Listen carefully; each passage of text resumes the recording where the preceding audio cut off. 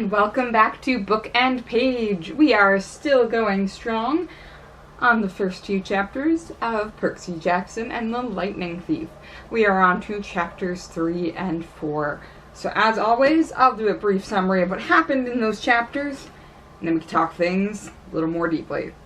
So, Chapter 3, Percy promptly ditches Grover, despite promising that he will wait for him as he runs to the washroom. Instead, he grabs the taxi and heads home. He really wants to see his mother. Unfortunately, Sally is still at work, and he has to deal with his stepfather, Gabe, at home playing poker instead. Gabe is abusive, probably in many senses of the word. Percy knows full well he has no problem hitting him, and doesn't have a problem taking Percy's money. He gives them the money and goes to wait for his mother in his room, which Gabe's been using as a study and reeks of him. Excellent. Sally very quickly arrives, though, and we do get a little more information on her. She hasn't had a very easy life between the loss of her parents at a young age and the loss of her uncle just as she was supposed to be graduating high school.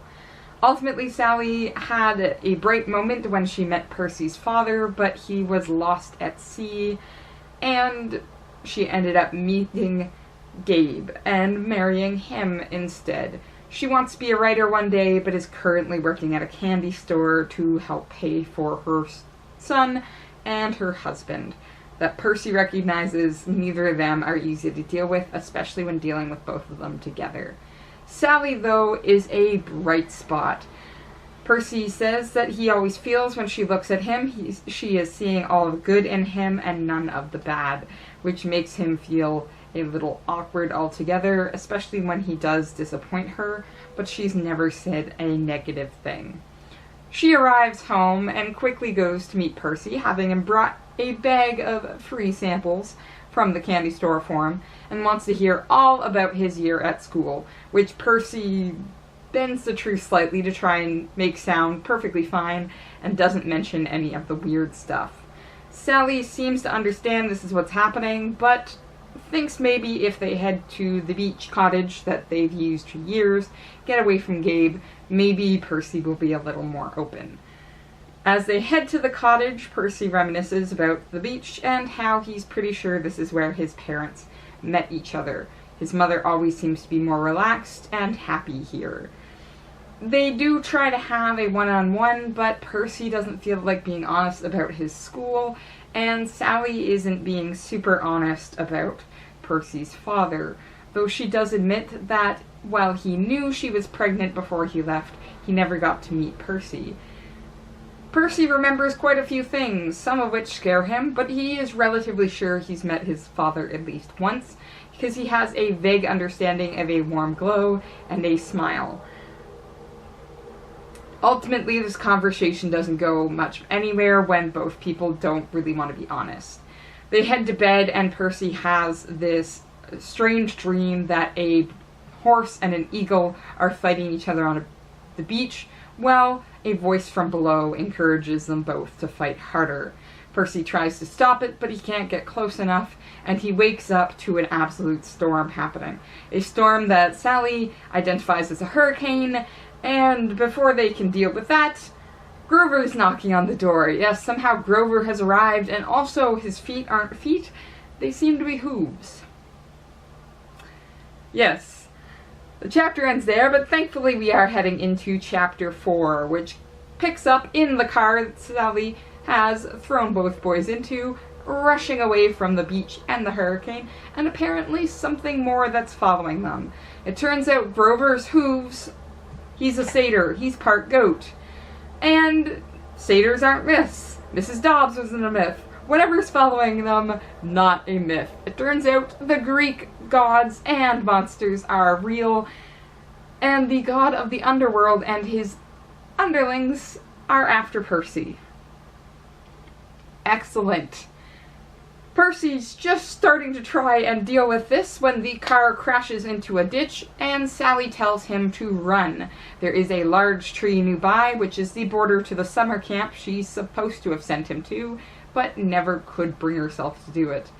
She always thought it was going to be the ultimate goodbye. Percy doesn't want to leave her or the unconscious Grover, and ultimately all three escape the wrecked car together, directly into a Minotaur. Not that we're allowed to call it that, names have meaning. So a half-bull, half-man, wearing whitey-tighties is attacking them. Ultimately, they get relatively close to this border that Sally's pointing them towards, but she herself can't go over it, so she attempts to lead the Minotaur away from the boys, gets caught, and the Minotaur squeezes her until she disappears in a flash of gold. Percy, out of anger for the loss of his mother and fear for the unconscious Grover, attacks the Minotaur by goading him on, breaking off a horn, and stabbing the bull to death with it. He grabs Grover, crosses the border down to the farmhouse Sally knew was there, and falls unconscious with the face of a girl and a strangely familiar man hovering above him. Yes! For the Mrs. Dodds moment back in the first chapter, it is really chapter 4 where just the action is ramped up and we're suddenly aware that Percy wasn't just hallucinating that first attack. That really was something that happened to him that other people are aware of, and we're suddenly told the truth along with Percy. The Greek gods and the Greek monsters and the Greek myths are real. Very concretely real. They have systems of allegiance, they have cultures, they have opinions and beliefs, such as Grover hinting at the fact that any other satyr who is called a donkey on the bottom would have stomped on Percy for it. So, what's sort of interesting is we do get that comment, really just this thrown out one in this race away from death that is just bearing down on them as we're getting all this information. But that actually sort of solidifies it. The fact that Grover sort of hints that all of this is real, both directly and indirectly. The directly being like, was Mrs. Dobbs a myth? And Percy going, so you admit there was a Mrs. Dobbs? Yes, and she was a monster, and she was trying to kill you, and the Lord of the Underworld is trying to kill you. It's great. All of that is the direct recognition that this is no longer fake. This is a very real thing. But Riordan puts in, again, those subtle hints of the cultural dynamic there in the system of respect by having Grover insist, like any other satyr, like you and I are friends. Never call me a donkey again. Like, that's really offensive. Any other satyr would have taken massive offense and probably tried to kill you. And you're suddenly aware from the little things that, yes, all of this is real. It's not sort of this grand set piece, it is the minutiae as well. This is Grover's life. He is a satyr. He doesn't like people being offensive about that. Nor do other satyrs. He has a job. This is what he's supposed to be doing. Apparently, he and Sally haven't met each other before, but they know about each other. They know that the other person knows about this grand thing, and that Grover's there to protect them. So, the fact that, like, Grover can tell Sally, drive faster, and Sally can say, like, Grover, don't tell him the Lord of the Underworld's after him. Like, there's a dynamic here of people who know what's going on, making it very real. And Percy and the reader, of course, are just on the ride for this.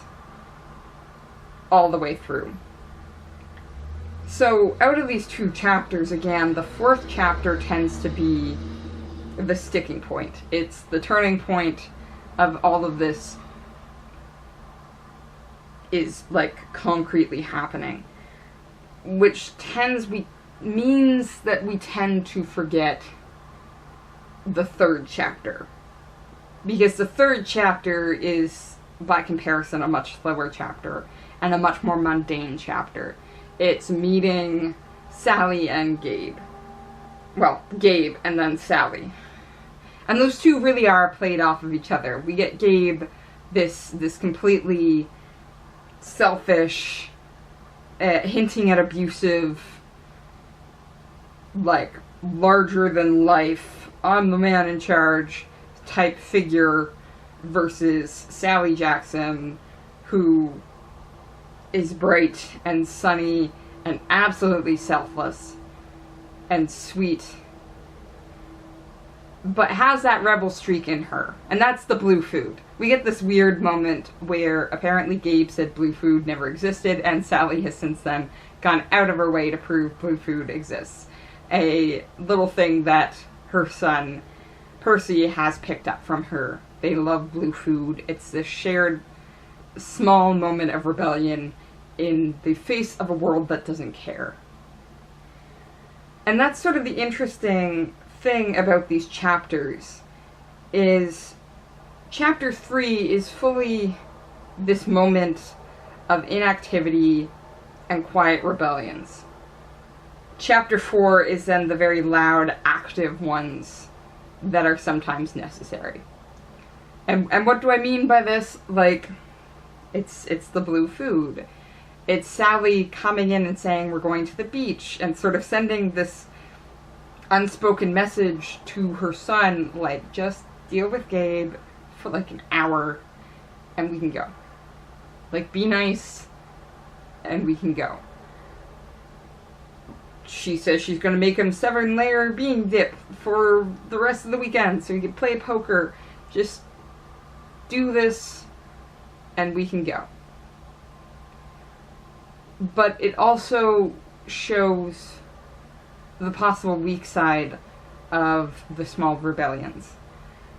One of the first sort of throwaway characters we meet in this chapter is the superintendent of the building, who is playing poker with Gabe. And Gabe, like, Percy comes to the door and Gabe's like, give me money. The superintendent, like, voices this small, like, oh, the kid just got home, leave him alone, Gabe. And Gabe basically tells him to mind his own business. And the guy shuts up. Like, he stares into a bowl of pretzels and he doesn't do anything else. And that's the bystander effect. Like, right there. It helps paint Gabe as this really large, powerful figure, not just in Percy's life or in Sally's life, but also in comparison to the male friends he has. That he is the one in charge, despite the fact that the superintendent of the building, you'd think would have the possibility of being like, and I'm not renewing your lease next year, so get out. That's not happening. And suddenly, like, Percy loses faith in another adult in that moment, right? This is an adult who recognizes what Gabe is doing is wrong.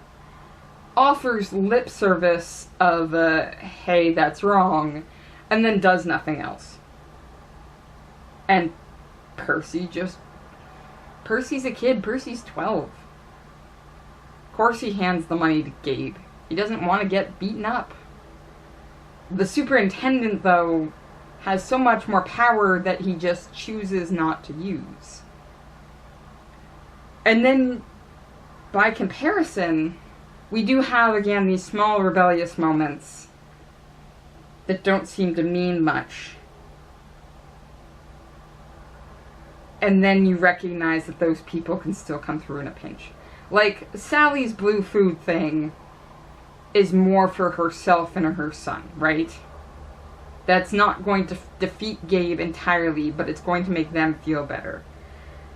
And that's the careful thing you have to be, like, think about with these small acts of rebellion, is that you're not just making yourself feel better.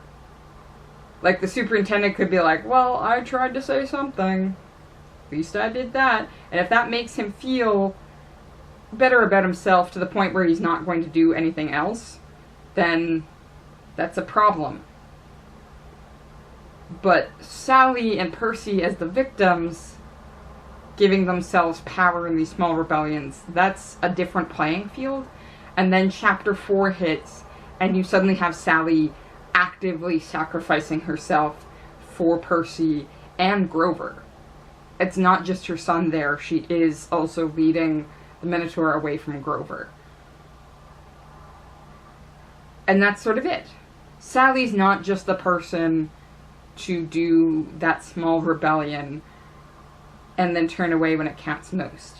She is the type of person that will fight for her children to survive.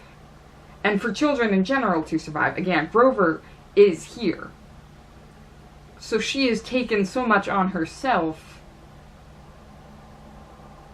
that it's not just small rebellions. It's not lip service. It's not to make yourself feel better and be like, oh, well, there was nothing else I could do. So playing that out next to each other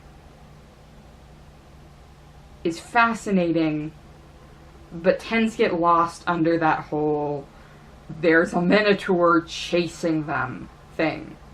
Like, so much information comes out in chapter 4 that we miss sort of the underpinnings of how important Sally's been in Percy's life. For example, the dream that Percy has at the beach. Again, a really representative dream of what's happening. We have a horse and an eagle fighting on the beach. If you're wondering, Poseidon is the horse. Poseidon is actually the god of horses, earthquakes, and the ocean. Not that anyone remembers those first two. He tends to be, in modern mythology, just viewed as god of the ocean. And Zeus's symbol is the eagle. And he's lightning, and the sky, and hospitality, and the father of gods. Again, these are multiple faceted characters, and we have to keep that in mind going forward, but it ties in here too, right?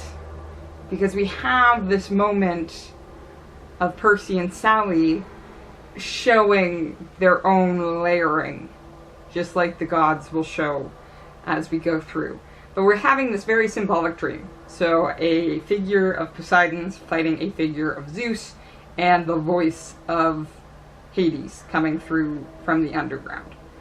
And that's sort of interesting too, because Hades is one of those characters that sort of lurks in the background of mythology, but he doesn't have a lot of stories himself. Hades and Persephone tends to be the big one, but a lot of people are afraid of him because he's the god of the underworld, and that's where you go when you die, and no one wants to die. So having just his voice here is actually really accurate, rather than having him physically presented as some sort of manifest thing. He's still in the background, you're just feeling sort of his effects, you're not seeing him directly. But Percy's actions in this dream are critical, and again, seeing Sally's efforts of helping him fight for those who need help, rather than stand aside. Because I think a lot of other people would just be seeing this dream being like, wow, this is trippy, I mean, that's a horse fighting an eagle. But when he sees the horse in real danger, when the eagle goes for its eyes, he wants to help. Like, he runs forward wanting to help, and he's prevented from helping. He doesn't prevent himself. He's not standing there like, there's nothing I can do. He is actively trying to help. So just having these moments of all the adults, not all the adults, a lot of the adults in his life, sort of either being that really direct, terrible type of person like Gabe, or just being these bystanders that have the power to intervene but don't. It says a lot about Percy that he actively chooses to try and be this warrior for the weak and defender like his mother is. He tries not to become an abuser like Gabe does.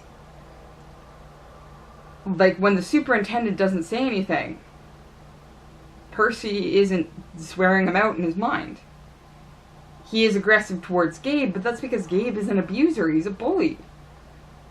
A bully not only towards Percy, but towards Percy's mother. So, not only do we have this person we can trust from being honest with us from the beginning, but we can suddenly understand why he's constantly getting himself into these fights, and why he'll stand up to teachers if he thinks they're being unfair and stand up to bullies. Is he's been put in this position where so many people have failed to stand up,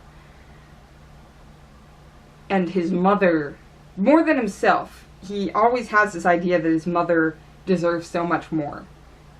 So that failure isn't just applied to him, it's applied to her as well. Like, who helped her when her uncle died?